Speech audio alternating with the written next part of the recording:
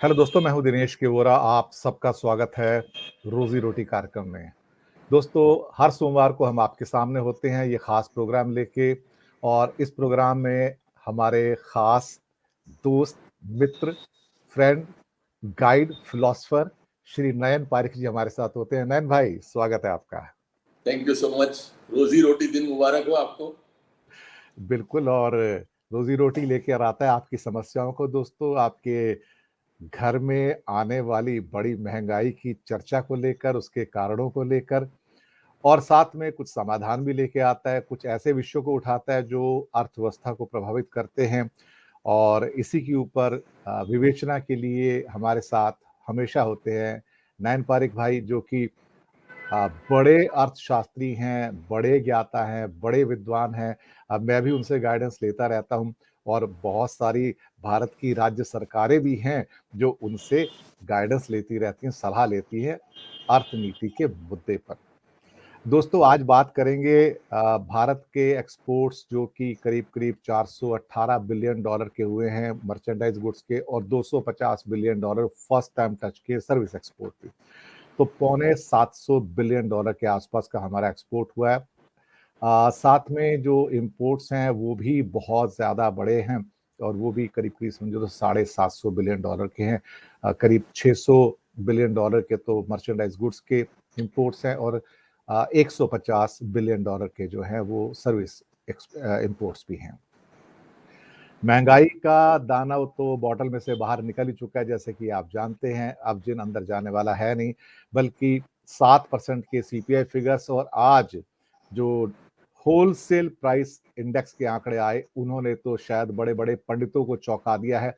14.55%, 14.55%, अगर इसका मीन निकालें तो मैं एक बात अब दावे से कह सकता हूं कि हमारी जो रियल टाइम जो इन्फ्लेशन है, it is now in double figure, more than 10% देखा जाए तो। क्योंकि वो सारी चीजें जो होलसेल इन्फ्लेशन में, वो भी तो हमें ही इंपैक्ट करती है ना, वो किसी एलियंस को थोड़ी इंपैक्ट करेंगी अल्टीमेटली। जैसे कि वीट के एक्सपोर्ट्स भी बढ़ रहे हैं, उस पर थोड़ी सी चर्चा होगी, और कुछ और छोटे मोटे और मुद्दे हैं। कोविड वापस आ रहा है, और खास तौर से रशिया डिफॉल्ट करने जा रहा है पेमेंट के अंदर। कई कारण हैं। नयन भाई, सबसे पहले तो चलिए थोड़ी एक अच्छी खबर में आ जाते हैं, बुरी खबर बाद में लेते हैं, कि एक्सपोर्ट्स बढ़ रहे हैं। वीट के एक्सपोर्ट्स की डिमांड आ रही है रशिया यूक्रेन के युद्ध के चक्कर में, और उसका एक असर ये हुआ है कि पंजाब, हरियाणा, खास तौर से पश्चिम उत्तर प्रदेश या उत्तर प्रदेश कहा जाए, जहां भारी मात्रा में एमएसपी से सरकार खरीद करती है, ऑलमोस्ट सारी मंडियां आधी से ज्यादा खाली पड़ी हैं। लोग बेचने नहीं आ रहे हैं। उसका रीजन ये है कि प्राइवेट लोग जो बाहर मंडियों में खरीद रहे थे, वो एमएसपी से ₹100 से लेके ₹300 का ज्यादा रेट इंस्टेंट दे रहे हैं। और ये शायद आने वाले 3-4 महीने में अंदाजा है कि वीट के अंदर जो एक सर्ज आने जा रहा है इंडिया में प्राइसेस, वो शायद एक बड़ा आश्चर्यजनक होगा। क्योंकि सरकारी मंडियों का खाली पड़े रहना इस वक्त में, और प्राइवेट मंडियों में जहां लाइनें लगी हुई हैं, जहां इंस्टेंट पेमेंट मिल रही हैं, ये एक नया प्रारूप देखने में आ रहा है। पहले हमारे इंडिया के बढ़ते हुए एक्सपोर्ट्स, नयन भाई, इसके ऊपर। बिल्कुल, आई थिंक जैसे आपने कहा कि एक बहुत ही शानदार एक्सपोर्ट का परफॉर्मेंस हम देख रहे हैं। मुझे उसके एक दो कारण लगते हैं। एक तो ये कि जो इन्फ्लेशन है वो पूरे विश्व में बढ़ा है, और हम जो एक आंकड़े देख रहे हैं उसमें हम लोगों को ये भी देखना है कि कुछ एक जो प्राइसेस है वो इंटरनेशनल मार्केट में भी बढ़ी है। तो इसीलिए उसमें कितनी क्वांटिटी है और कितनी प्राइस के कारण बढ़ोतरी है वो हम लोगों को एक देखना पड़ेगा। सो एक क्या, यदि आप 100 रुपये की चीज़ जो बेच रहे थे और अब इसको 110 रुपये में बेच रहे हैं, तो उसमें एक इन्फ्लेशन का एक रोल है, और जी। वो हम लोगों को एक समझने की ज़रूरत है। दूसरा ये कि पोस्ट कोरोना सब देशों ने अपनी फाइनेंशियल पॉलिसीज लिबरल की, और ये देखा कि भाई लोगों तक पैसा पहुंचता रहे। तो ये जो एक लिबरल पॉलिसी थी टू मेक लिक्विडिटी अवेलेबल, उसके कारण भी ग्लोबल एक्सपोर्ट हर जगह बढ़े हैं। तो ये दो चीज़ ऐसी है कि जिसके कारण हम लोगों ने एक एक्सपोर्ट में अपना बेहतरीन परफॉर्मेंस दिखाया। और मैं समझ रहा हूँ इसके साथ साथ हमारी जो बैकबोन है, एमएसएमई इंडस्ट्री है, हमारे जो बाकी ये सर्विसेज प्रोवाइडर है, उसमें भी हम लोगों ने एक अच्छा परफॉर्मेंस दिया है। और मेरे ख्याल से हमारे जो एक्सपोर्टर्स हैं सबको हम लोग बधाई देते हैं। आई थिंक ये एक बहुत ही अच्छा साल रहा है इन लोगों के लिए। और मैं आगे देखता हूँ कि आगे की जो पीरियड है उसमें भी, जैसे आपने कहा, एक वीट का तो बहुत ही अच्छा हम लोगों को परफॉर्मेंस सामने नजर आ रहा है, क्योंकि जो दो रशिया और यूक्रेन देश है जो कि वीट के बड़े सप्लायर थे, वो दोनों का एक्सपोर्ट जो है वो आज वर्ल्ड को अवेलेबल नहीं होगा। और इसीलिए हम लोग इसमें सेकंड लार्जेस्ट प्रोड्यूसर होने के कारण भी, होने के बावजूद भी एक्सपोर्ट नहीं कर पा रहे थे, क्योंकि हम लोग करीब 100 मिलियन टन, 110 मिलियन टन के आसपास जो वीट उगाते हैं, उसमें ज़्यादातर कंजम्पशन हम लोग डोमेस्टिकली ही यूज़ कर लेते हैं। और जैसे आपने कहा, एमएसपी के प्राइसेस पे सरकार भी वो सपोर्ट करके उनसे ले लेती है। तो अब तक एक्सपोर्ट में हमारा परफॉर्मेंस ऑलमोस्ट ना के बराबर था। We had almost not exported except to जो नियर भी बाई कंट्रीज। जो भी था उसमें से 54 या 55% सिर्फ बांग्लादेश को था उसमें टोटल बस का। नजदीक के जी देशों को ही था, बिल्कुल हमारे पड़ोसी देशों को ही था। श्रीलंका में था, बांग्लादेश में था, मलेशिया में था, यूएई में था। तो इन दो थोड़े से देशों को हम लोग कर रहे थे। पर इस बारी जो है वो लार्जेस्ट जो वीट के इंपोर्टर है, उनके यहाँ हमारा एक्सपोर्ट होने की बात है। और मैं समझ रहा हूँ कि हमारा जो भी एनुअल ग्रोइंग है करीब 110 मिलियन टन के हिसाब से, उसमें से एटलीस्ट इस साल लग रहा है कि अबाउट 10%, सो 10 से कहीं हायर साइड पे हो जाए तो 11-12 मिलियन टन हम लोग एक्सपोर्ट 15 कर 15 लेंगे। 15 मिलियन टन तक बोल रहे हैं, एक्सपोर्ट की बात कर रहे हैं। बस वो 10 से 15 बीच में कहीं भी बोल रहे हैं। और मैं समझ रहा हूँ एटलीस्ट 10 मिलियन टन तो पक्का ही लग रहा है, और शायद 15 मिलियन टन भी पहुंच जाए। क्योंकि अब देखिए, ये जो वॉर है वो हम लोगों को लग रहा था इस महीने खत्म हो जाएगी, 4 दिन में खत्म हो जाएगी। इनफैक्ट फेब्रुआरी में तो किसी को लगता ही नहीं था वॉर होगी। यदि वॉर होगी तो इतना लंबा चलेगी वो पता नहीं था। हम लोगों को लग रहा था कि महाभारत ये वो जो यदि 14 दिनों में खत्म हो सकती है, तो ये तो शायद 14 घंटे में खत्म हो जाएगी। पर ये जो है वो जिस तरीके से ये लड़ाई बड़ी लंबी चल रही है, जिस तरीके से जो यूक्रेन के लोग हैं वो फाइट दे रहे हैं, उसके रशिया के बड़े शिप को जो डुबोने का उनका एक साहस था, वो सब देख के लग रहा है कि Russia is there for a little long duration war. और उतने उन्होंने जितना समझा था इतना आसान नहीं लग रहा है। वो लॉन्ग ड्रॉन जो ड्यूरेशन है वॉर का, इसमें वीट के संदर्भ में मुझे लग रहा है कि इंडिया को डेफिनेटली एक फायदा होगा। बिल्कुल आपने सही कहा। मैं दर्शक मित्रों आपको एक खास बात बताना चाहूंगा कि हम लोग बहुत खुश हो रहे हैं 418 बिलियन डॉलर के एक्सपोर्ट के ऊपर। एक्चुअली ये फिनोमिनल जो एक्सपोर्ट्स बढ़े हैं ये सभी देशों के बढ़े हैं, सिर्फ इंडिया के नहीं है, बांग्लादेश के भी है, वियतनाम के भी हैं, अमेरिका भी है, यूरोपियन यूनियन के। ये एक यूनिवर्सल फिनोमिना है, इसलिए हमें ज्यादा खुश होने की जरूरत नहीं है इसमें।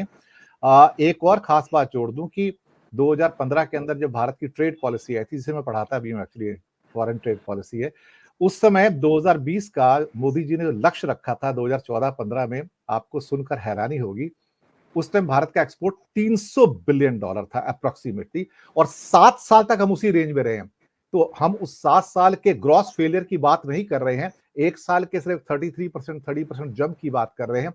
और उस समय प्रधानमंत्री जी ने जो उसका लक्ष्य रखा था 2020 के एक्सपोर्ट का, वो 900 बिलियन डॉलर रखा था, 3 गुना बढ़ा के।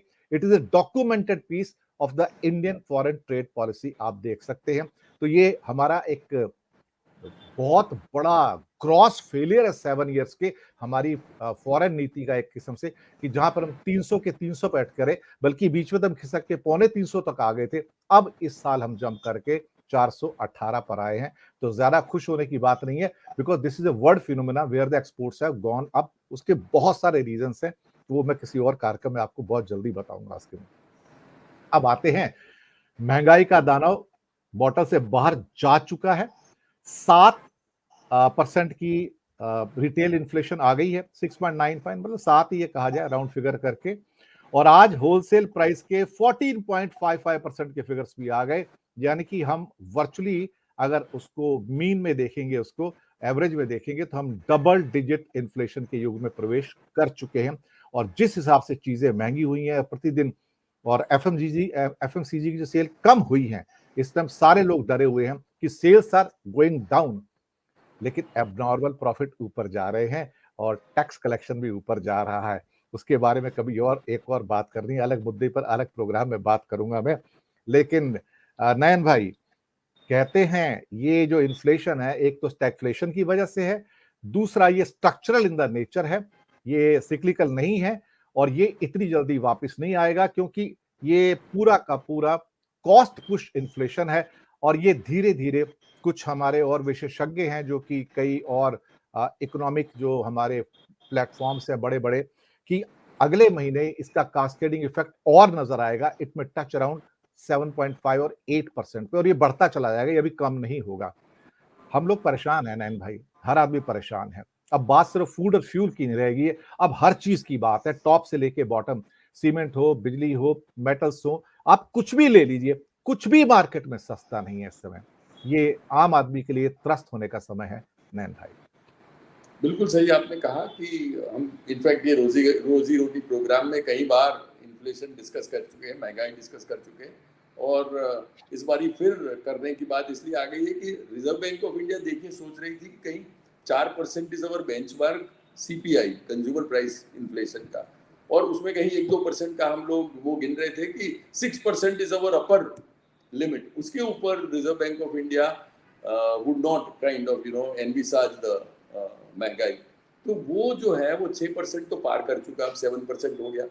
लास्ट जो एमपीसी की रिजर्व बैंक ऑफ इंडिया की मीटिंग थी, उसमें भी रिजर्व बैंक ऑफ इंडिया के गवर्नर ने कहा कि भाई हम लोगों को अब इन्फ्लेशन को सबसे ज़्यादा ध्यान और महत्व देना पड़ेगा, और now if it means that हमको ग्रोथ भी थोड़ा सा कॉम्प्रोमाइज करना पड़े तो हम करेंगे, लेकिन inflation now has become a major concern for us and we would not want to grow at the cost of inflation.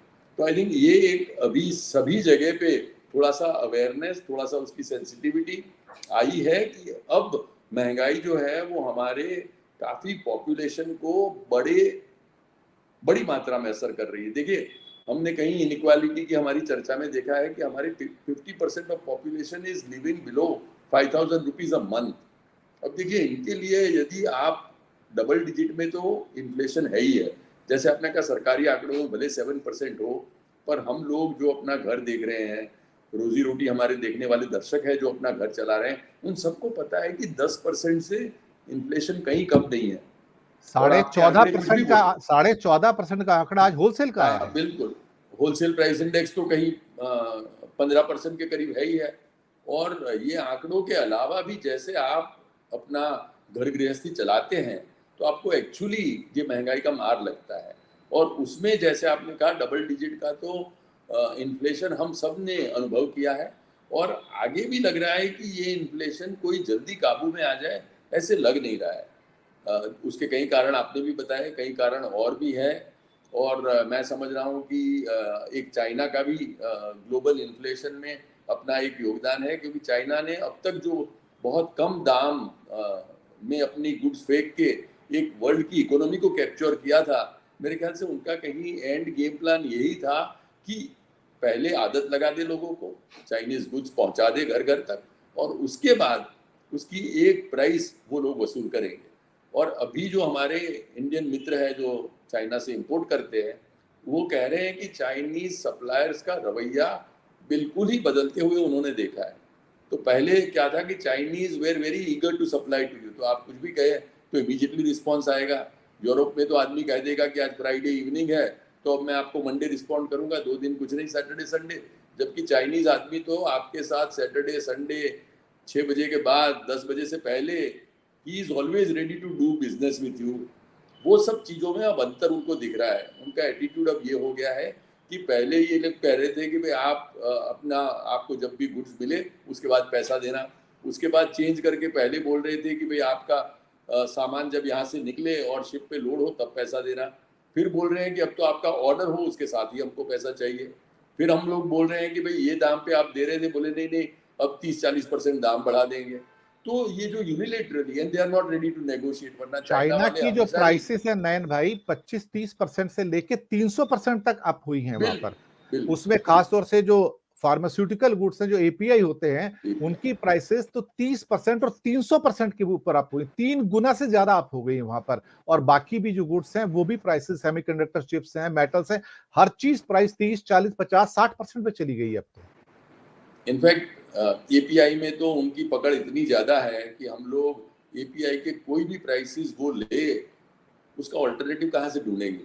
तो हमारा डिपेंडेंस जो है वो उन पे इतना करारा है, बड़ा है, इतना 100% है कि हम लोग वो कोई भी प्राइस करे तो लॉन्ग टर्म में we could look at alternative. पर आज तो हमारी फार्मास्यूटिकल इंडस्ट्री उन पे निर्भर है, और ये दाम पे भी यदि वो हम लोगों को नहीं माल देते हैं तो हमारा जो व्यापार है वो बिल्कुल ठप हो जाता है, हमारी बिल्कुल इंडस्ट्री जो बिल्कुल है वो बिल्कुल बंद हो जाती है। तो बिल्कुल उनको पता है कि उनकी वाइस लाइक पकड़ है हमारी मार्केट पे और पूरे विश्व के मार्केट पे, और मेरे ख्याल से ये पकड़ उन्होंने इतने सालों में इसलिए जमाई है कि finally on a good day they would change their practices and actually make abnormal profits। तो ये क्या कभी कभी जो ये ओला उबर वगैरह टैक्सी वालों ने पहले आदत लगाई आपको कि भाई आपको एयरपोर्ट के जाते वक्त सब रिक्शा से भी सस्ते दाम पे आपको टैक्सी या एयर कंडीशन गाड़ी पहुंचा देगी, और उसके बाद जैसे जैसे आपको उसकी आदत हुई और उसके बाद उन्होंने दाम बढ़ाने शुरू किए।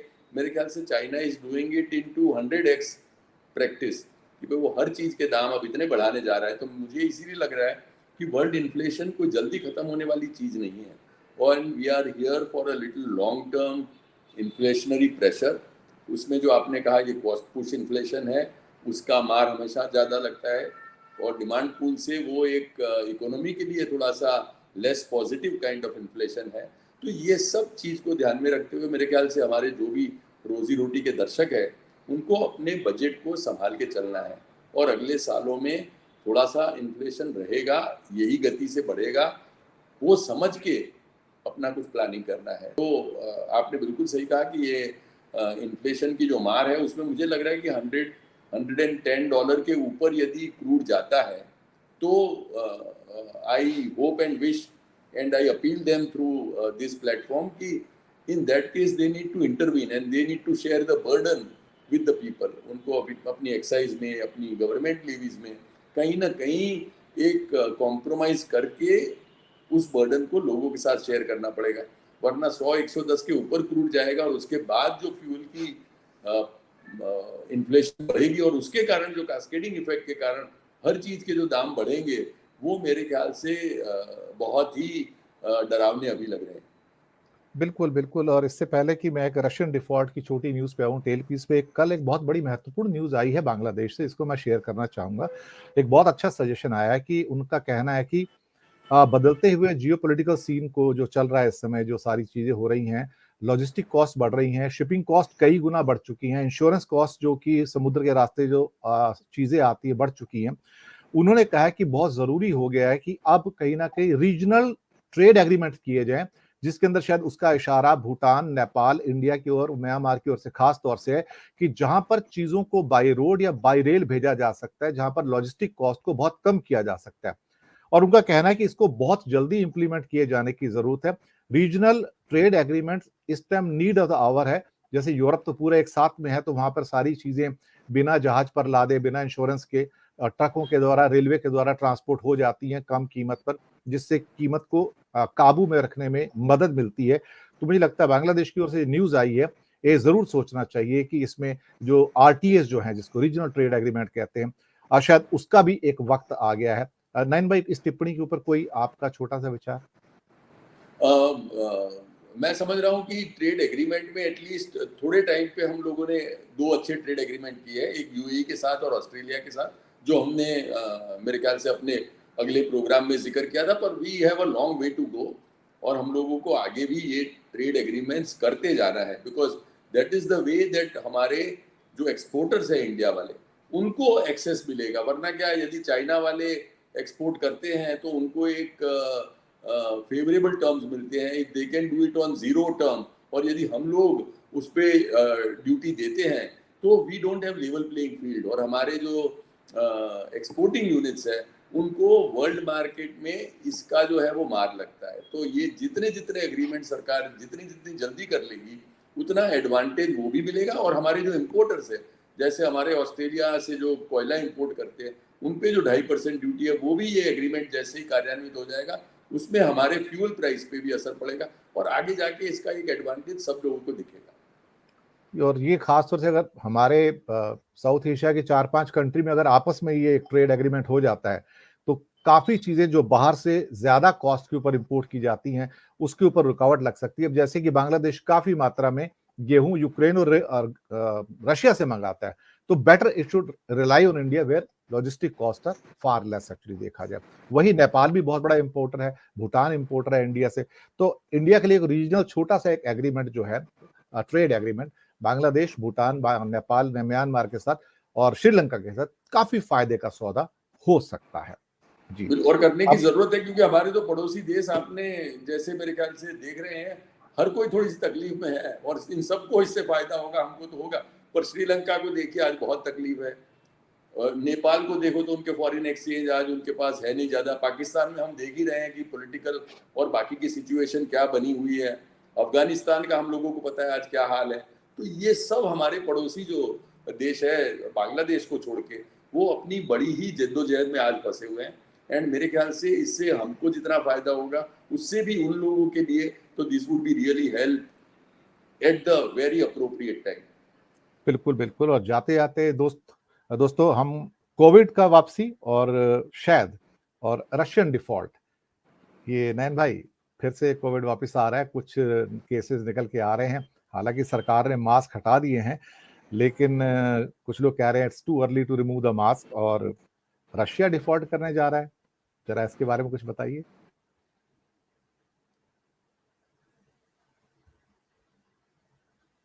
हो रहा है, एक तो हम लोग मास्क हटा रहे हैं, पर सामने जो केसेस है अभी थोड़े टाइम से बढ़ना शुरू हुए हैं।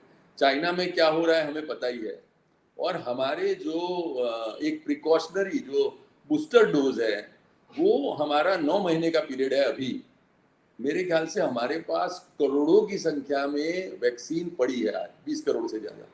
तो क्यों ना हमारे 9 महीने का जो पीरियड है उसको रीजनेबली कहीं 4-5 महीने के आसपास ले आए। विच मीन्स कि जो हमारे 60 ईयर्स के ऊपर है जिन्होंने सेकंड वैक्सीन ली हुई है और उसको आज 4 महीने भी हो गए, 5 महीने भी हो गए, तो उनको एक ऑप्शन तो रखिए, वैसे भी वैक्सीन पड़ी है तो क्यों ना उसको ऑप्शन दिया जाए कि हमारे जो अभी तो 59 के नीचे के भी लोगों के लिए मेरे ख्याल से वैक्सीनेशन फुल ड्राइव और हम लोग अपना डोजन भी कराते हैं। ये सब होता है तक हमारे दर्शकों को अपील करते हैं कि भाई आगे इतना अपना मास्क रखिए, कोविड अप्रोप्रिएट बिहेवियर करिए। हमको पता है कि ये कोविड बार बार आता रहता है, जब हम मान लेते हैं कि अब ये गया तब जाके दोबारा वो कहीं ना कहीं स्ट्राइक करता है। बीजिंग का जो अनुभव है वो हम देख ही रहे हैं। और अब ये मामला नहीं है कि दुनिया के कहीं कोने पे एक हो रहा है और हम लोग मान लेंगे कि हमको ये नहीं होगा। तो हम लोगों को इसकी बिल्कुल तैयारी रखनी है। मेरे ख्याल से महाराष्ट्र और दिल्ली की सरकारों ने एक थोड़ा सा व्यू लिया था मास्क के बारे में, पर इसको कहीं ना कहीं रीइवैल्यूएट करने का टाइम हो गया है। जी, दूसरा और जैसे आपने कहा वो रशिया का डिफॉल्ट जो बिल्कुल वो एक नजर आ रही है क्योंकि रशिया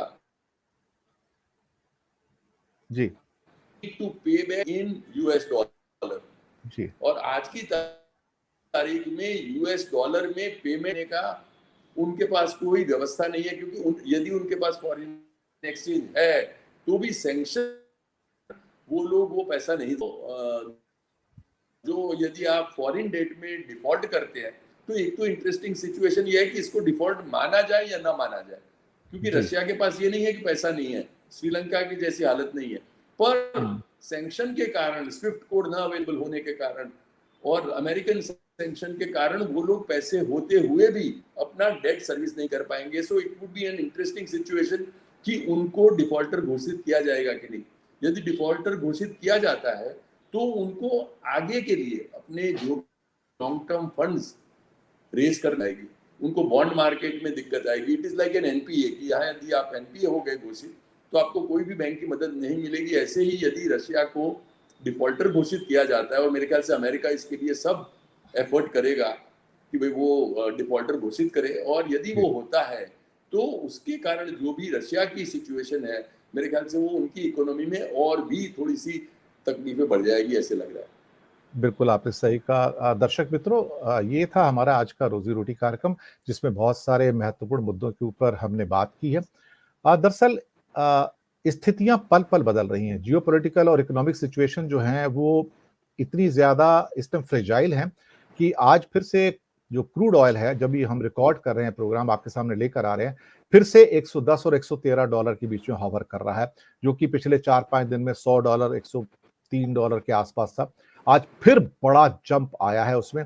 शायद ये इस बात को परिलक्षित कर रहा है कि जियोपॉलिटिकल सिचुएशन बिगड़ रही है, और जिस बात की आशा थी कि रशिया और यूक्रेन के बीच में स्थितियां शायद कहीं सुधर जाएं, अब वो और ज्यादा बिगड़ती हुई, शायद एक्सपेंड होती नजर आ रही हैं। अगर ये एक्सपेंड हुई तो it may spell another Doom for economies, all world economies, not just for India and other, कि हालात इस समय इतने ज्यादा अनप्रेडिक्टेबल हैं। बल्कि आज तो स्टॉक एक्सचेंज भी क्रैश हुए हैं काफी हद तक। शाम तक पता नहीं अब कितने कुछ रिकवरी हुई है, नहीं, मुझे इतना आइडिया नहीं है। सुबह मेरे ख्याल काफी से नीचे 1200-1300 पॉइंट डाउन था मार्केट। 1200-1300 पॉइंट डाउन था, और पिछले 4 दिनों में 2500 पॉइंट डाउन हुआ है, जो शायद इन चिंताओं को दर्शा रहा है कि जो दुनिया में निकल कर आ रही हैं। दर्शक मित्रों, फिर अगले सोमवार को मिलेंगे रोजी रोटी कार्यक्रम में नई खबरों को लेके, और हमारे साथ होंगे नयन पारिक भाई। नयन भाई, बहुत बहुत आपका धन्यवाद, आपने समय निकाला, थैंक यू हमारे सर। साथ जुड़े और दर्शकों तक ये जानकारियां पहुंचाई। शुक्रिया। दर्शक मित्रों, बहुत जल्दी फिर मुलाकात होगी आपके सामने नए मुद्दे के साथ, नए मेहमान के साथ। कहीं जाइएगा मत, बने रहिएगा हमारे साथ।